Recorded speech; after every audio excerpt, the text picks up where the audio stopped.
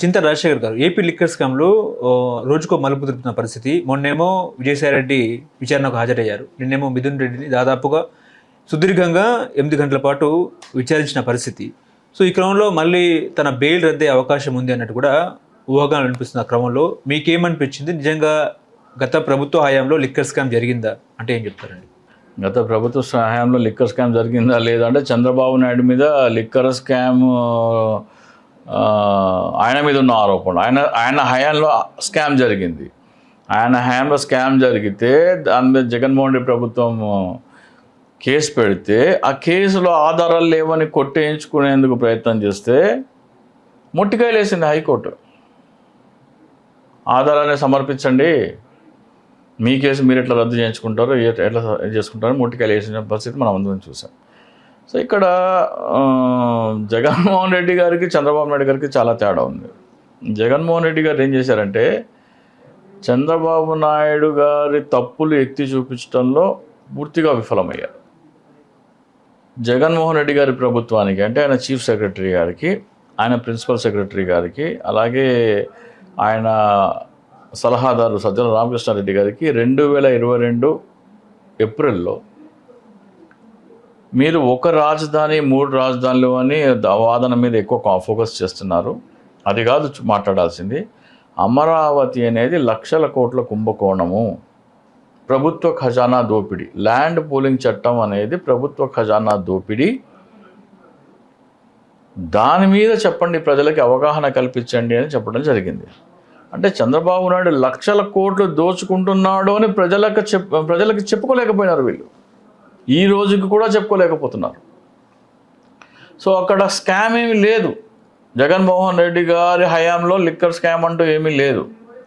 ఇక్కడ జగన్మోహన్ రెడ్డి గారి హయాంలో చంద్రబాబు నాయుడు చేస్తున్న లక్షల కోట్ల దోపిడీని బహిర్గతం చేసి ప్రజలకి ఎక్స్ప్లెయిన్ చేయడంలో విఫలమయ్యారు. జగన్మోహన్ రెడ్డి గారి దగ్గర ఉన్న మెయిన్ డ్రాబ్యాక్ ఏంటంటే ఆయన చేసిన మంచిని చెప్పుకోలేదు, చంద్రబాబు నాయుడు చేసిన చెడుని చెప్పుకోలేదు. ఆయన దగ్గర ఉన్న టీం వైఫల్యం అది. చంద్రబాబు నాయుడు దగ్గర ఉన్న టీం కనుక జగన్మోహన్ రెడ్డి గారి దగ్గర ఉన్నట్టయితే 175/175 పక్కా.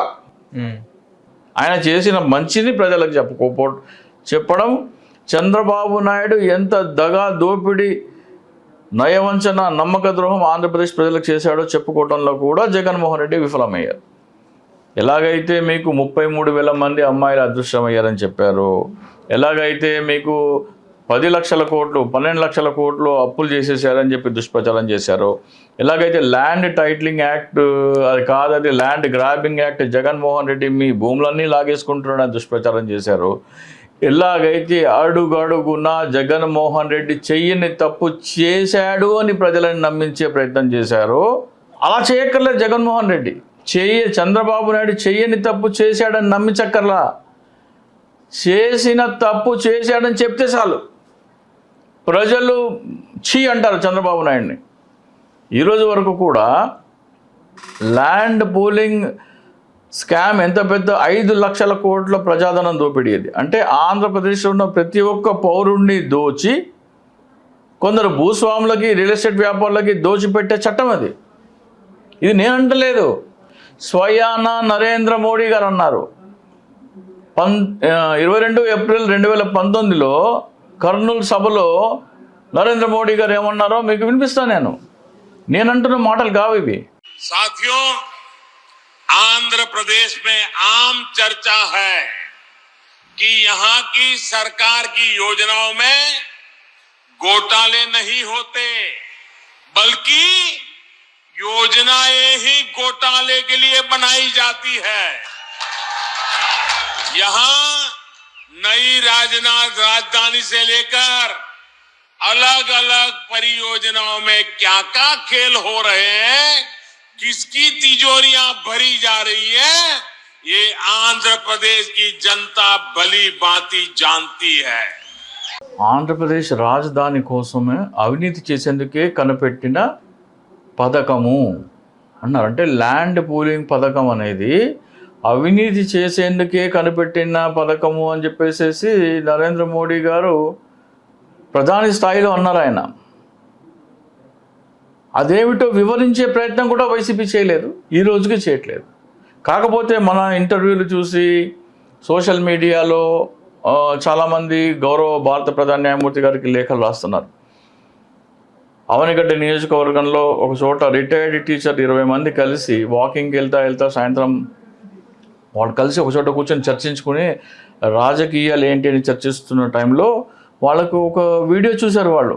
ఒక ఆయన ఈ వీడియో చూడండి, మన ప్రజల ఆస్తిని చంద్రబాబు నాయుడు ఎలా దోచుకుంటున్నారంటే ఆ వీడియోలో మనం చెప్పాము, ప్రజలందరూ తమ పిల్లలకి తన భావితరాల ఆస్తిని దోచుకుంటున్న చంద్రబాబు నాయుడుని అరకట్టాల్సిన బాధ్యత ప్రతి ఒక్క పౌరుడి మీద ఉంది. ప్రతి ఒక్క ప్రభుత్వ ఉద్యోగి మీద, రిటైర్డ్ ప్రభుత్వ ఉద్యోగి మీద, యువత, సాఫ్ట్వేర్ ఉద్యోగులు అందరూ దీనికి భారత ప్రధాన న్యాయమూర్తి గారు లేఖలు రాయాలంటే వాళ్ళందరూ ఒక 20 మంది చూసి ఇది మన బాధ్యత కదా అని చెప్పేసి వాళ్ళందరూ భారత ప్రధాన న్యాయమూర్తి గారికి లేఖలు రాశారు.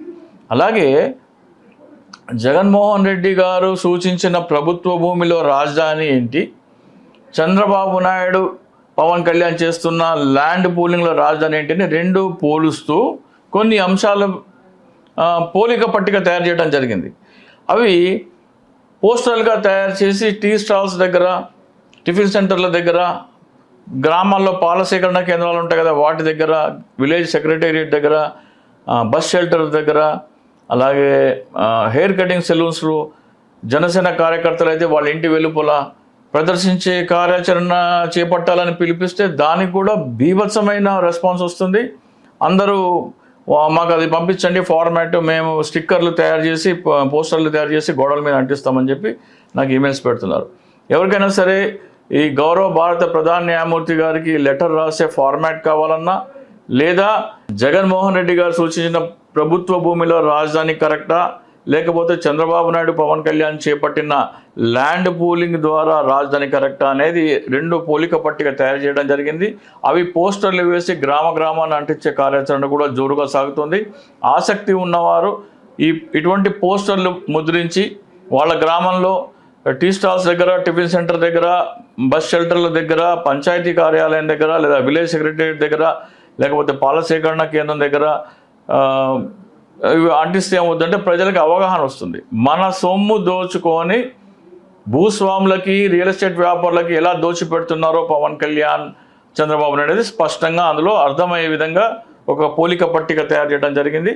అది దయచేసి మీరు మీ ఇంటి వెలుపల ఫ్లెక్సీ ఏర్పాటు చేసినా సరే ప్రజలందరూ చదివి మనల్ని దోచుకొని వాళ్ళకి ఎలా పెడుతున్నారనేది అర్థమవుతుంది.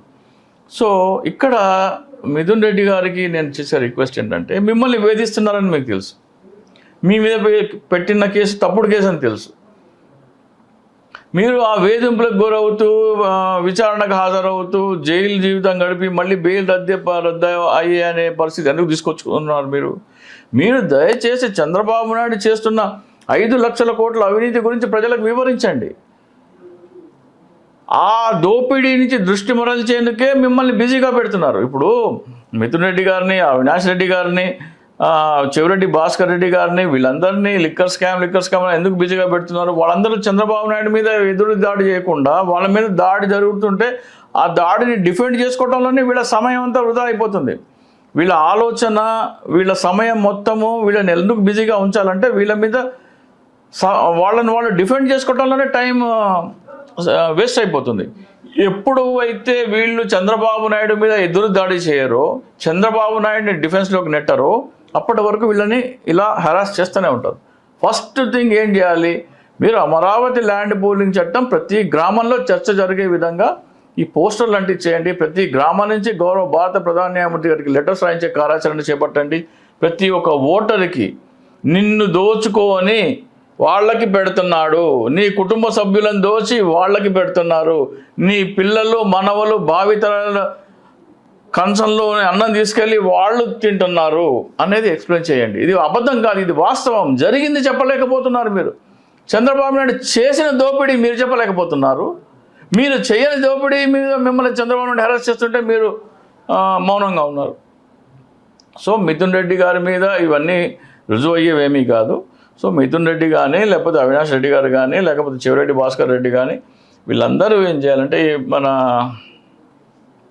మాజీ మంత్రి గారు, పెడన ఎమ్మెల్యే మాజీ మంత్రి గారు జోగి రమేష్ గారు కానీ వీళ్ళందరూ ఈ లిక్కర్ స్కామ్ నుంచి బారిన బయటపడాలంటే ముందు చంద్రబాబు నాయుడు, ఇవన్నీ అబద్ధం, మీ మీద పెట్టి అబద్ధం కేసులే, మీరు చంద్రబాబు నాయుడు చేసిన దోపిడీని బయటపెట్టండి. మీరు చేయాల్సిన తక్షణ కర్తవ్యం మీ గ్రామంలో మీ నియోజకవర్గాలలో లిక్కర్ స్కామ్ అంటూ చంద్రబాబు నాయుడు చేసిన దుష్ప్రచారాన్ని మీరు ఎదుర్కోవాలంటే ఏకైక పరిష్కారం ఏంటంటే చంద్రబాబు నాయుడు చేసిన 5 లక్షల కోట్ల ల్యాండ్ పూలింగ్ స్కామ్ అనేది ప్రజలకు ఎక్స్ప్లెయిన్ చేయండి.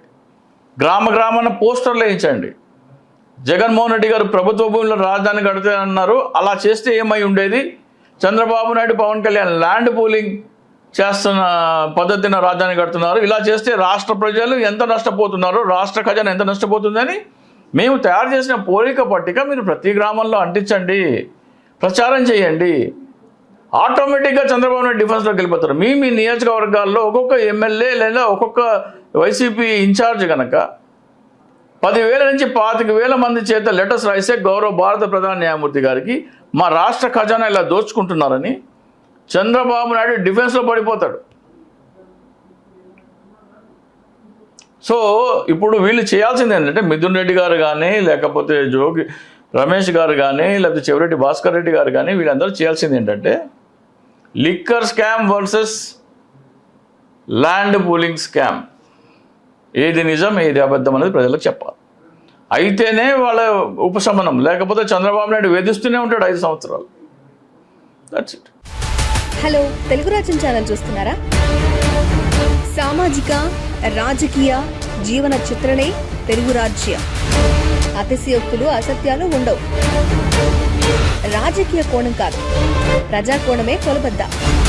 తెలుగు రాజ్యం వీక్షణ మీ ఉత్తమ అభిరుచికి నిదర్శనం.